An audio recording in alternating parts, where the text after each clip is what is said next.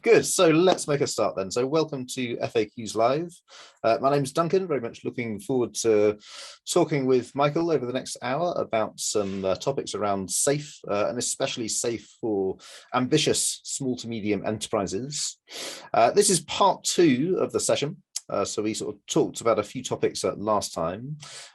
This session is going to expand on that. So do check in on the previous episodes if you want to look at that as well. Today, we're going to be looking at 2 topics. The first is going to be around IT delivery and the business, that relationship, the history of it, the sort of maybe the anti-patterns that have been around in the past, with then some discussion about how to make it better, hopefully. And then after that, we'll talk a little bit about how to, once you've established a good working relationship, how to then find the next innovative ideas, the next big thing, as it were. Just by way of some quick introductions. So my name's Duncan. I'm here at Agility in Mind as head of training, working with lots of clients in the SAFe community to help them make the most out of the framework. And Michael, would you like to say a quick hello as well? Yes, thank you, Duncan. Thank you, Jess, for having me here today, for the invitation. So I'm Michele Lanzinger, working at Scaled Agile. I'm SAFe Strategic Advisor for the EMEA region. And I'm happy to be here and talk with you, Duncan, about these great topics. Fantastic. Well, let's do just that then. Let's make a start. Yeah. So first up then, delivery and the business. It's the age-old problem, isn't it? Ever since people started to pay people to write code, there was always a bit of a tension, I think, between the business group and the IT delivery group. IT projects, I guess, because of the variability of them, because of the uncertainties, the pattern sort of goes along the lines of, well, here's the plan. It's going to take us 6 months. It's going to cost 2 million of whatever currency you might be sort of using. The business look through the plan. It looks very, very well thought through. There's probably 200 pages of analysis that's gone into that assertion. The approval is given. Sometime later, an update. Things have changed. I said 6 months. It's maybe more like 8. Business is starting to get a bit nervous about this situation. The budget's going up. Yeah, sorry, 13 months. I'm pretty sure this time, this will be it. The business at this point roll their eyes every time. Those cowboys have done it again. The estimates keep stretching out. They keep going up. Is this something you've seen yourself, Michele? I would say almost every time. I mean, here the problem is and I would say especially in newly formed companies, startups, but also business unit that are then approaching or wanting just to change the way they are approaching IT and product development. The point is, we cannot, as human being, really estimate what is coming. Okay, one thing is just building a bridge or building a house. Okay, it's complex, but we have been doing this many times. So yeah, possibly we can beat the budget and the time to market. But for everything else is almost difficult. Also having this pretty long time horizon, right?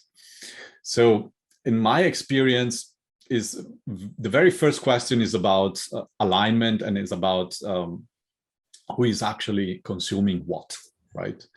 And looking also at what we call the core values in SAFe. Transparency is here a big enabler, if you want. So instead of having, and that's the agile way of doing things, right?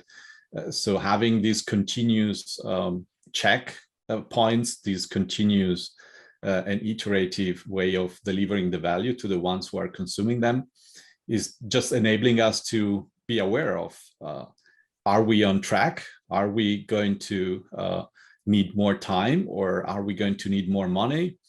Because we don't want to surprise actually our customers, or in these terms, the business, right? We need as business to have predictability. We need to know, so how many value are we going to get out of the money we are investing? This is something we cannot change, right? It's there and needs to be preserved. is important. But if we are just shooting for a very long time frames and putting the final delivery very in the future and nothing happen in between in terms of checking if we are on the right track, this is going to hurt. And this is happening every other time. I wonder why people still are convinced that this is possible. And they're still surprised. Yes, again, it's happened again every time. And yes, there's still that surprise. And I think you're right, that transparency is maybe the thing that is not set up right. The system is not set up for transparency. The business asks IT or whatever it might be to come up with a plan. This is what we want. It's a very big thing. Can you try to figure out how long it will take and how much it will cost? And the system is geared up to disappoint in many ways, because the nature of the work is that there are many uncertain questions. There are many sort of variables that cannot really be knowable until you start building and gaining experience of how things work, and also gaining experience of the requirements themselves and what is wanted. And it always makes me smile if you hear stories in the news, wherever you are in the world. I would imagine in the last year, there will have been a big infrastructure projects that took place. Maybe it was a train line, maybe it was an aircraft carrier, maybe it was something else that was very big. And the news is incandescent. I cannot believe it. The budget, it started out this and now it's 4 times bigger. And it's the same pattern. The bigger something gets, the less likely it is that you'll be able to know how long it might take and how much it will cost. So you're sort of set up to create tension. The people paying for the work and the people delivering the work systematically. 2 years from now, there's going to be people getting fired and people having arguments and people really unhappy with the situation. And yes, I mean, and apart from the transparency, which need also to be both ways. So we say it is not just about the people building the solutions have to be transparent in terms of we have an issue, we will be late. So and communicate this as soon as they can, because it's all about reducing risk at the end. But also the other way around. So we need transparency from the business. So first and most over why we are doing this. So in terms of customer centricity, we need to understand who is going to consume the work, right? And we need also to be aware about what are the reasons why we are building this solution. So transparency means also this, so giving context, giving the reason why, right? And transparency is pretty much related with alignment as well. So the biggest is the solution delivery company or unit or team.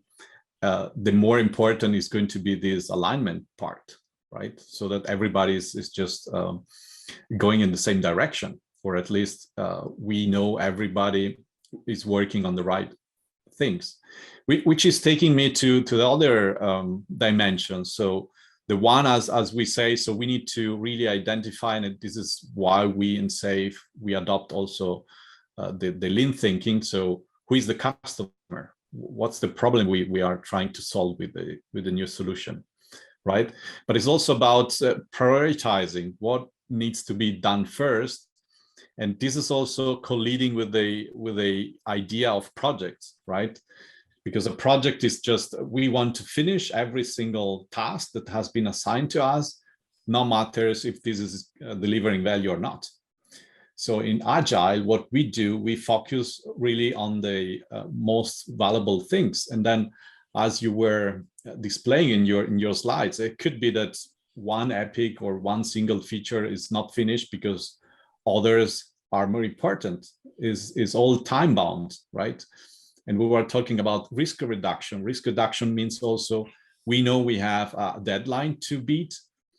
And with Agile, we know if we are on the right track, but also if we will have issues. And this early warning is, in most of the cases, at least in my experience, the best part of the new way of working, because it's just knowing from the past, let's say from the waterfall in which we recognize problem at the very end and no possibilities left for make it better.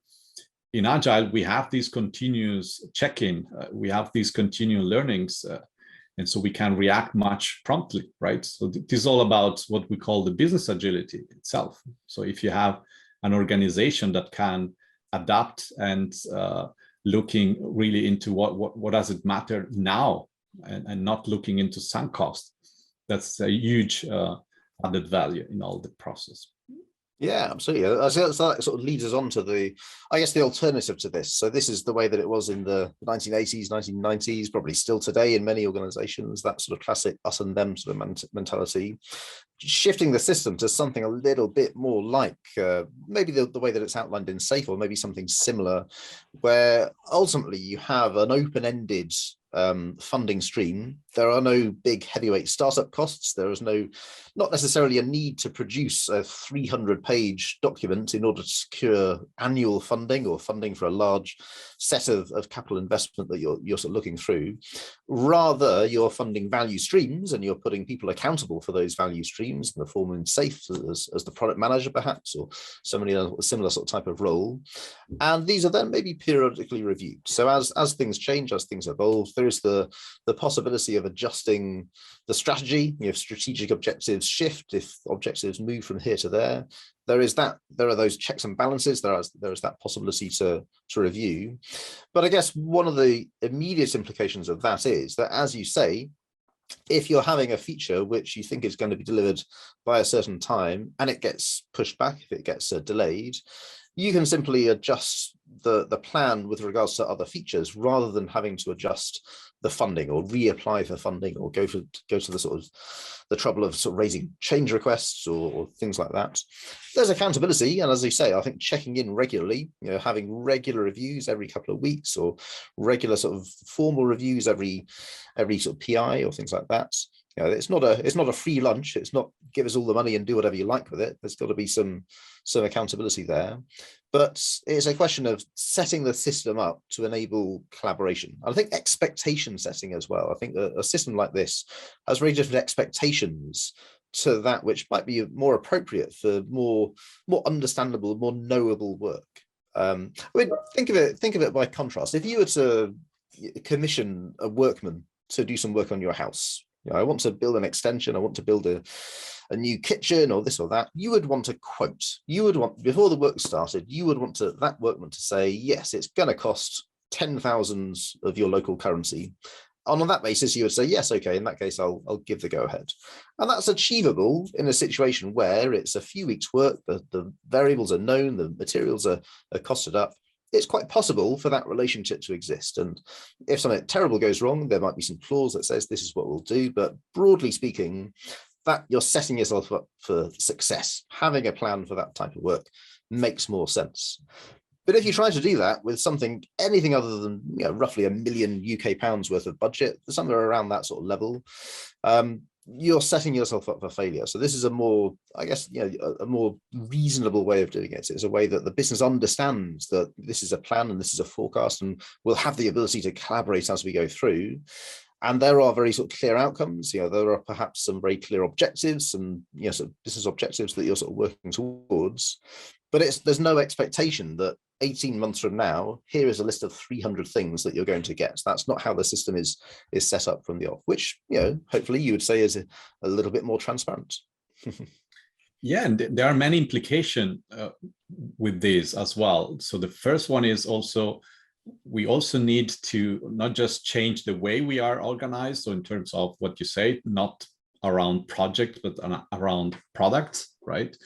Which means also we don't need, or we should avoid just to make also compensation of product managers related to the finalization of the project, because this is going to foster them just to finish. And it doesn't matter if it's bringing value or not. We need to finish the project, right?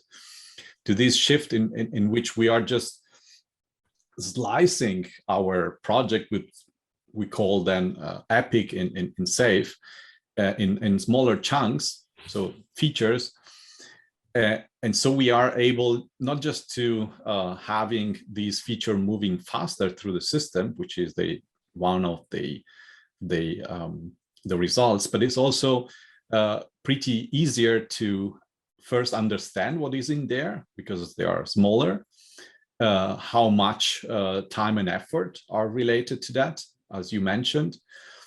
But it's also having the ones who are going to consume these features having a much clearer picture, because I don't know your experience on that, but in many cases, even the ones that are consuming the work doesn't have a really clear idea at the beginning. So the idea of what they really need is evolving over time, the same way we are giving them new features, and these features needs to be tested and needs to be approved and needs to be used.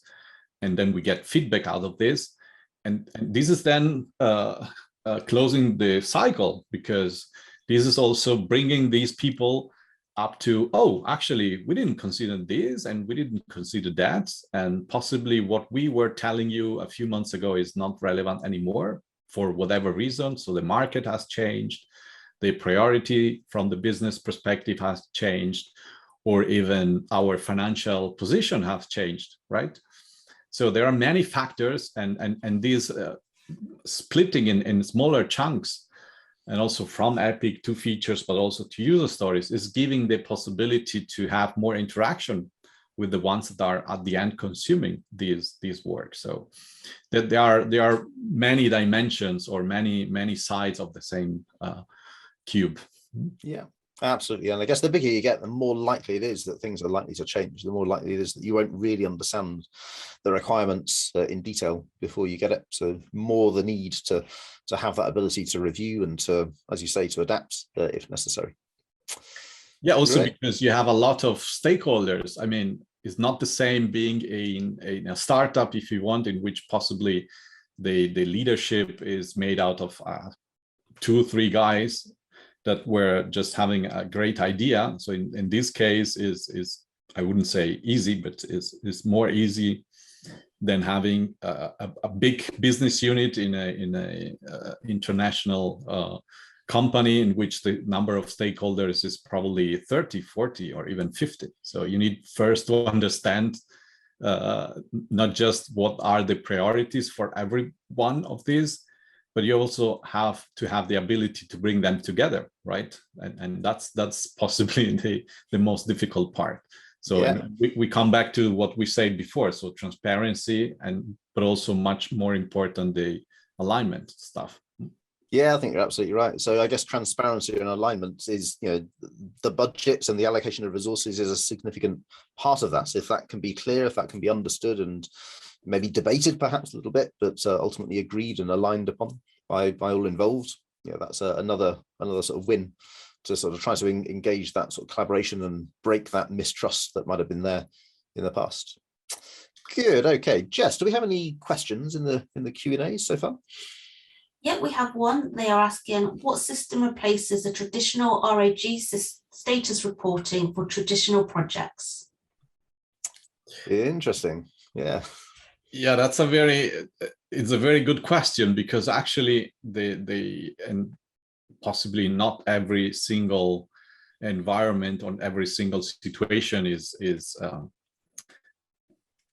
easy to answer this question. But let's say in the past we were used to have this reporting, right? So our senior leaders were receiving once a week, once a month, or in a given time a report, and the summary was red, green, or in between means yellow, right? So I have been calling this all the time the watermelon reporting, because most of the time it's just green on the outside and red in the inside. Because you're just measuring assumptions, right? You're measuring things that are not really showing you if you're on the right track. So what we say, and we adopt a different approach in SAFe, but in Agile as a whole, which is related to 3 dimensions. So the first dimension is the product dimension, so the solution we are working on, right? So and the question is there, we show functioning features, we show the solution in the production environment or staging environment. So we are checking on real functionalities, right?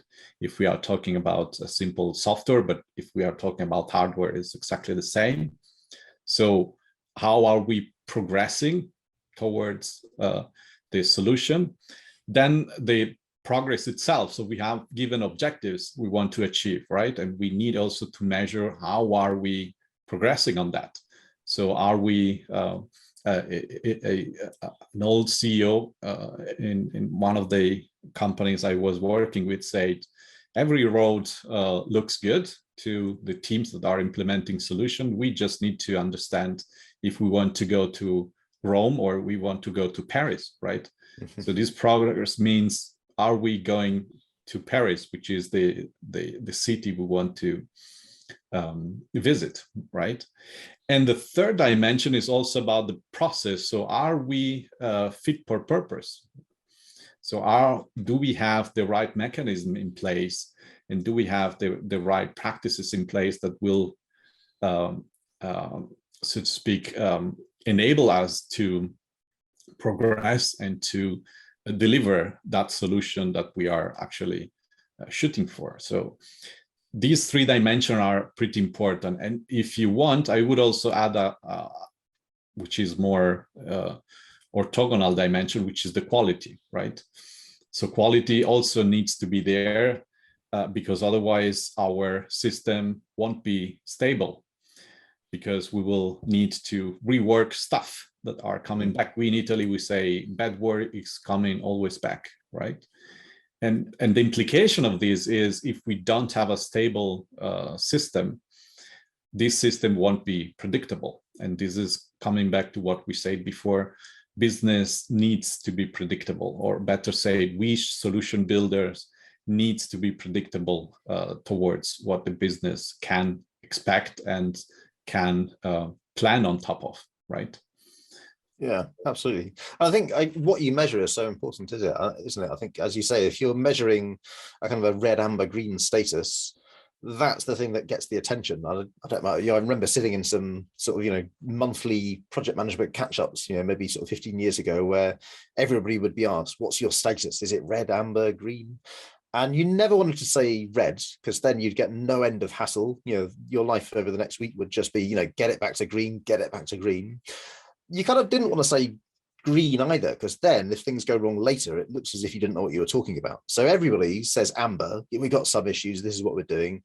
And that becomes that sort of sucks in all the attention, that sucks all the sort of conversation away from what you maybe really should be talking about, which is, well, we're on the road to Paris, but actually, news reports say that, maybe actually Rome might be a better spot this time of year, so I think what you look at, what you measure, is that it has a big implication to what decisions you're then able to make. I'm also not saying that the lighter system is bad. I like it because it's very easy to understand. It's just all the measurement that are behind it are the wrong ones, right? Yes, and they're quite loaded. They become quite political. Exactly. Oh yeah, definitely. Absolutely. Good stuff. Hopefully that was helpful. Any other questions, Jess? Yes, we do have another one. They are asking, sometimes there is pressure on quality as deadlines slip. How is this handled and safe? Yeah, you're sort of hinting at that just earlier, Michele. Yeah, that sort of balancing out the sort of technical task of the refactoring, the automation of tests, and balancing that against the maybe the sort of features that you're sort of trying to build and deliver. Yeah, this is also pretty much related to what I call the project management primacy, in which you have just one person watching and looking for staffing, so the money, looking for the quality, looking for the timing. So one person just deciding everything, right? So and normally what is happening, the quality is going to be sacrificed, because you cannot sacrifice time, you cannot sacrifice money. So what you normally sacrifice is quality, right? And you say, okay, somebody else will fix it later. What we have different in Agile and in Safe, we have what we call the segregation of power. So we have first three different angles in which we are looking into things. So we have the product management or product angle, if you want. So the things we are building. We have the technological part. which is more what is the technology we are using, what is the infrastructure and the architecture we are using.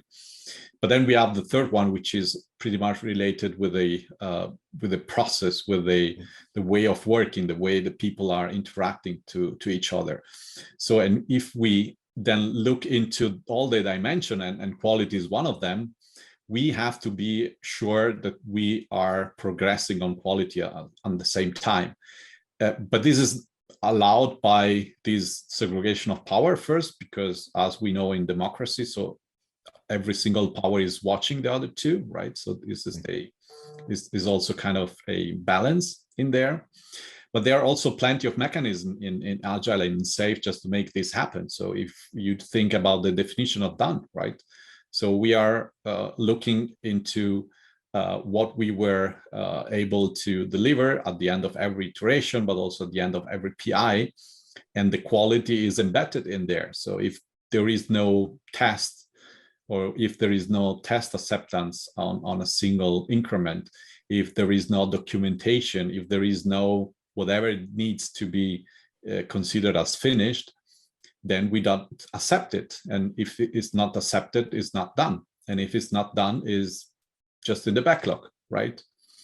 So, and this is the mechanism. The question is, we are not just not forgetting about quality, but we do, and one of the core values is also built-in quality. We make it part of the process itself. So it cannot be sacrificed because there are no mechanism, or better say, there is a mechanism that is avoiding this happening, right? Yeah, absolutely. I think it's a pattern that's worked in Agile through the decades, really. You know, as you say, those sort of three core sort of disciplines: products, process, and technology. And there are times where they hold each other to account or push back. You know, if the products manager says, "Can we just release just this once without the testing?" You know, there is pushback, quite rightly so. But equally, there is sort of opportunities for investment of opportunities. You know, the technology branch might offer an investment. You know, if you were to give us a couple of months, you know, give us this amount of time, this amount of money forecast, this is roughly what it might take. At the other side, we will now be able to do this, and this. You know, our downtime will be reduced. Our, you know, sort of pathway to live will now, you know, go from 2 weeks to 2 minutes or something like that. So, you know, here's what you can invest in. Here will be the benefits, and here's maybe when we'll break even. And I think the same is true from all three branches. You know, sort of release train engineers might offer opportunities to improve the processes through, you know, coaching, facilitation, through initiatives, through knowledge sharing. You know, for example. Products might offer opportunities to help technology improve, you know, perhaps through ideas from customers, new platforms, you know, sort of new sort of things that have been spotted in the sort of market trends. So I think, you know, that idea of the three branches of accountability, I think it really does work pretty well. If you can implement it well, if you can actually get it to work and coach and engage all three branches to be effective and to be able to put forward their case and to sort of back it up with some good analysis, yeah, I think it's a recipe for good collaboration. Yeah, it also connected with what we said before, right? So if you are measuring this as well, because this was one of the three dimensions we were touching, so the process, and is exactly, do we have the right balance between all the three dimensions, right? And this is also need to be measured. It's not just about the product itself, but it's also about how we are getting there, how we are working together. Are we fit for purpose, as we say? Yeah, absolutely. Good. Okay, Jess, how are we getting on with questions? Any more questions coming up in the Q&A? That's all the questions at the moment. However, for the people who have just joined us, they can put a question in the Q&A in the chat, or also raise their hand if they'd like to talk to you directly. Fantastic. Thanks, Jess. Well, in that case, we're about halfway through, so let's move on to the next topic, finding the next big thing. We've talked quite a bit about alignment and transparency and making plans and sort of setting expectations. Another potential anti-pattern for SMEs to watch out for. So you probably had a big thing to get started. The reason you got to scaling is because there was a good idea, kind of a real nugget of some sort of business model that proved successful, that got some traction, that got some excitement. The next challenge is, well, where does the next idea come from? I think any idea has a shelf life. You know, if that's all you do, you might You might go for a year, you might go for 5 years, maybe even 10 years if you're especially lucky, but there's going to have to be something on the horizon to keep that sort of sustained innovation going. And one of the patterns is that perhaps the person that came up with the original ideas starts to be a little bit insular, perhaps. Another idea looks a little bit like your last 10 ideas. Perhaps there's no new sources of information or innovation coming through. So if you think about the pipeline in SAFe, that sort of 3-part model, the continuous exploration, delivery, and sort of deployment to the pipeline, much is often made of the technical bits to deliver stuff. How do we implement the requirements? How do we deploy them to production? How do we use technologies such as DevOps to make that part of the process really effective? Sometimes the bit which is overlooked is the input in the first place. If you think about a sausage machine, if you want to make great sausages, don't make the sausage machine really effective and efficient if what's going into it is low quality and not going to be appetizing to come out the other side. So expanding the input, expanding the sources of innovation, different people coming up with different sources of ideas, from customers to teams themselves, from product owners to stakeholders, plus more. This is by no means an exhaustive list. And then sort of combining that with tools and techniques to qualify those ideas or to generate ideas in the first place. So for customers, it might be a case of interviews or user research. For product owners, it might be a case of visits, visiting the place that the work is done, the so-called Gemba walks. For teams, it might be about the analysis which is done, and so on and so forth. So there's a really wide and diverse range of potential inputs that can be made ultimately to things that then end up in the program backlog. Any thoughts on that, Sir Michele? Any sort of good patterns or maybe some good examples that you've seen of places where you can get sort of good ideas or good innovations to feed the pipeline? I mean, there are, in my experience and in my opinion, 3 dimensions that needs to be considered this, because it's possibly the most difficult part, right?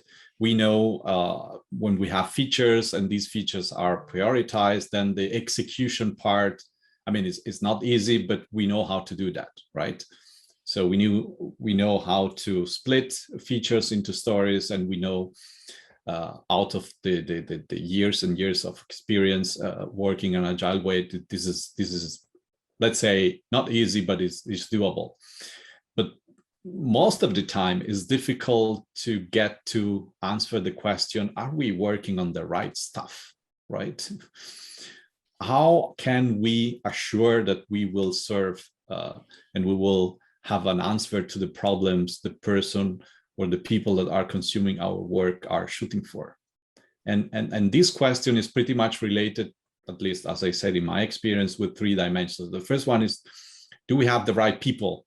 Not just in terms of people sitting in the product management team, but also, are we asking to the right people? How is the representation of customers? So real people that are working on it.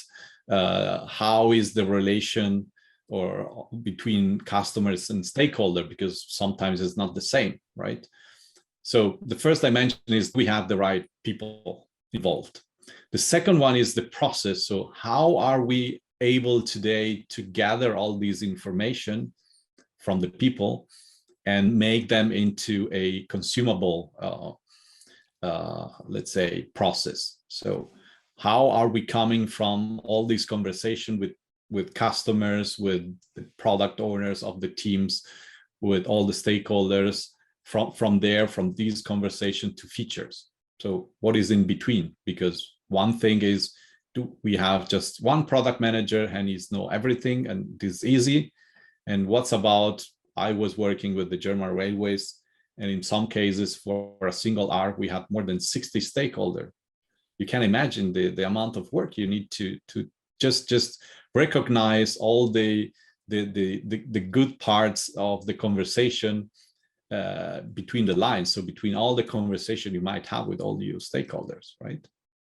Absolutely, yeah. And I guess every product organization has a bit of a different balance. Maybe, as you say, there's a scenario where you have 60 stakeholders and maybe 90% of your time is trying to sort of have the right relationships with those stakeholders and get the right insights and qualify them in the right way and match them to the strategic objectives. Other organizations might be a lot more mass market focused, and they might spend a lot of their time, sort of looking at analysis, looking at net promoter scores on the website, or looking at reviews, or scores out of 5 on different sort of places like that. Quite often, I find that sometimes good advice for product managers or product owners is to review that balance. A few years ago, really simple and trivial example in many ways, but quite illuminating, was a product manager who was working for a big groceries business. The sort of thing where you order your shopping, you get it delivered. And there was a new way of delivering that had been trialed, whereby vans would go to different locations, not necessarily the sort of store itself, but there would be certain locations which would be used. And there was a presumption about the type of customer that would use it. And the presumption was that it would be commuters coming back from their sort of day at work and picking up their shopping as they go. But it was only when the product manager actually went to see who turned up that she got some insights. She realized that actually it was mainly stay-at-home parents that just wanted a convenient location. And that, that sort of visit, that sort of just taking an hour and a half maybe out of your day to actually go and see a customer, meet a customer, sometimes can give you valuable insights. So, whether it's about turning up at a retail outlet or maybe doing some screen reviews, some screen share captures, sort of insights, or finding an opportunity to talk to a customer, maybe sort of, collaborating with customer services to say, could you direct 10, 15, 20 calls to me, if they agree, so that I can have a bit of a conversation with the customer. So, talking to customers is just one example, but trying to expand out your inputs, so expand out the sort of sources of information that you're getting to sort of make it a bit more balanced. Yes, sense. And in most of the cases, you also need kind of representation out of the customer. So I remember a case of a airline company in which we had in the art, so means involved also in all these conversation, a pilot, right? Because if you are building a solution which needs to be used in a cockpit, you might need somebody who has not just seen a cockpit, but possibly has been working in a cockpit, right? So, and this is important, and also part of this process is how we are going to interact with all these people. Because one thing is, as you said, if you have a very few customers, so it's probably easy, ask one by one. But what's about when you have thousands of customers or even millions of customers, right? So you need just to think about how are we going to tackle the feedback, but also how we are going to understand what these people are shooting for. Exactly. Yeah. And the third dimension is, in my opinion, probably the most critical one, is how are we going to prioritize? So what is going to be the criteria, but better, how are we going to organize all this prioritization process? Okay, because identify the right problem to solve, identify the people you need to talk to, and having the straightforward process is just half of the job. The other half is just when I have a list, when I have a backlog of things to do.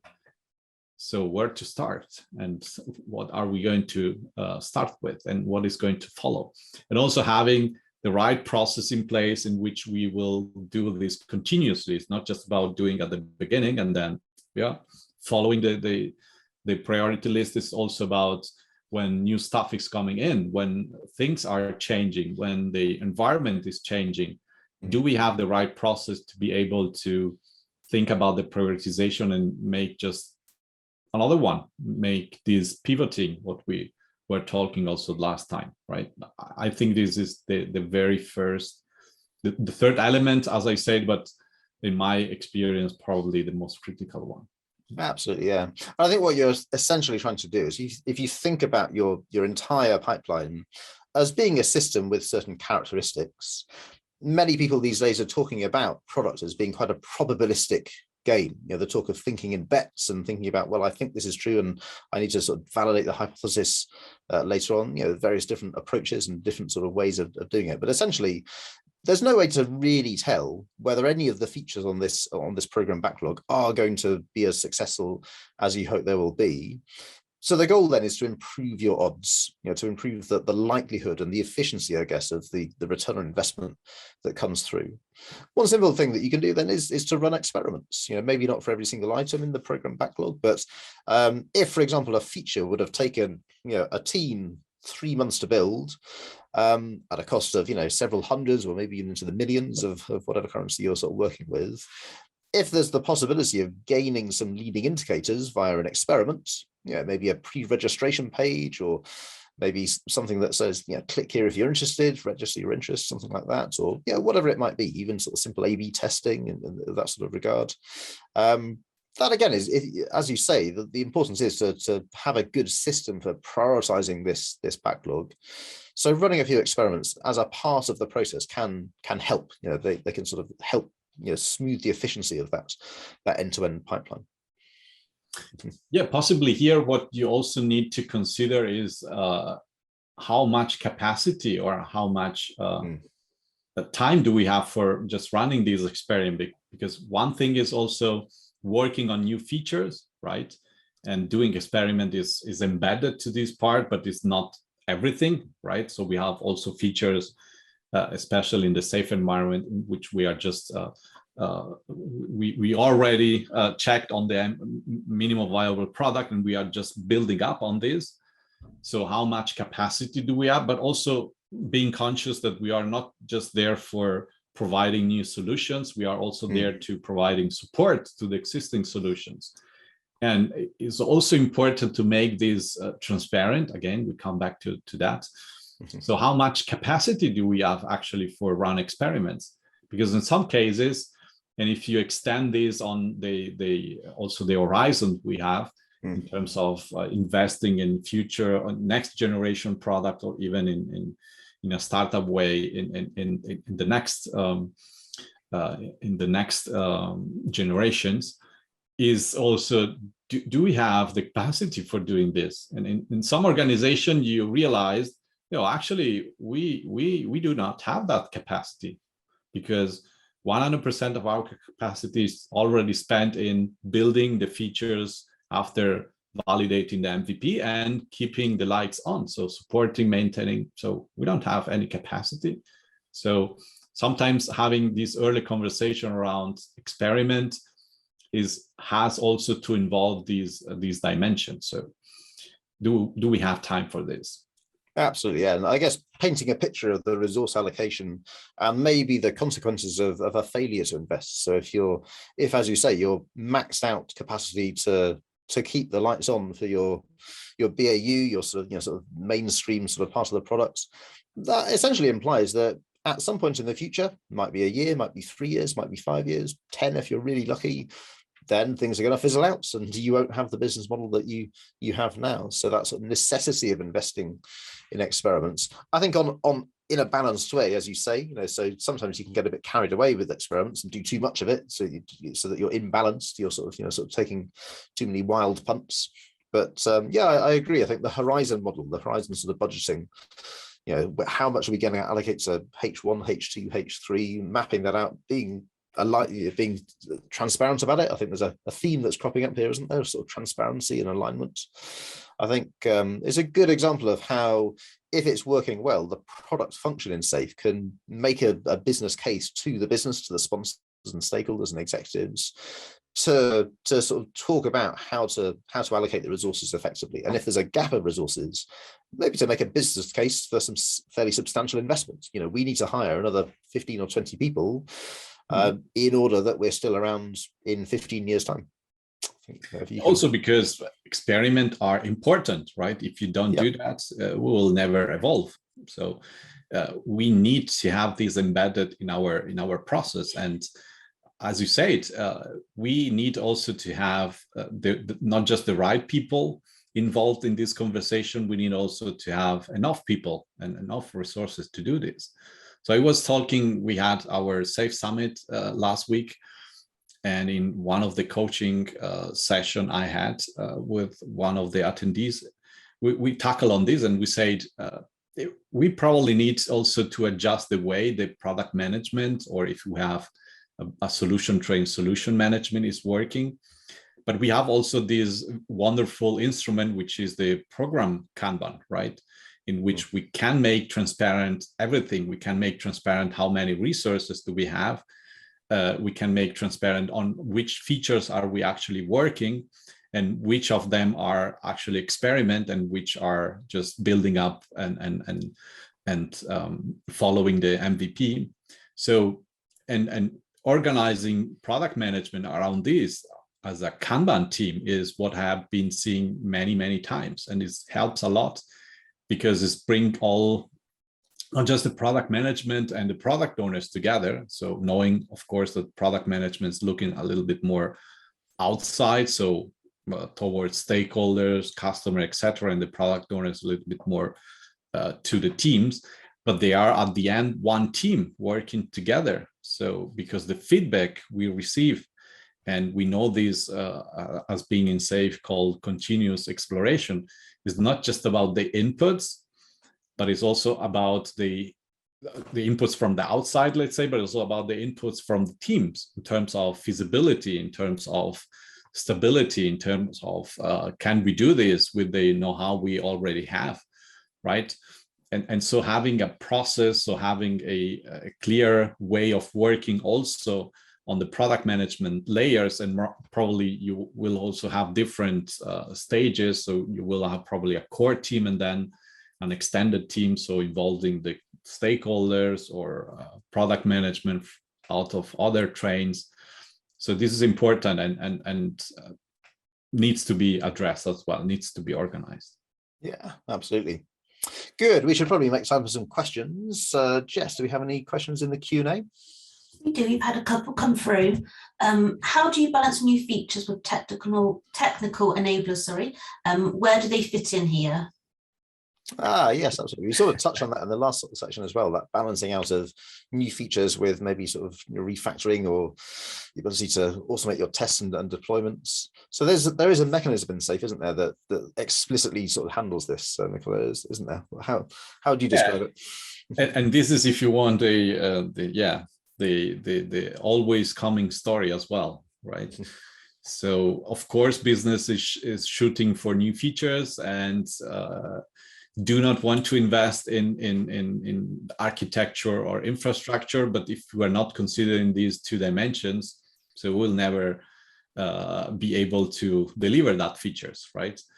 So the mechanisms are actually more than once, but the most important you were mentioning or referring to is what we call the capacity allocation, which we say, okay, we definitely are more focused on business features, on delivering that feature that will solve some problems and will satisfy our customers, so the people that are consuming our work.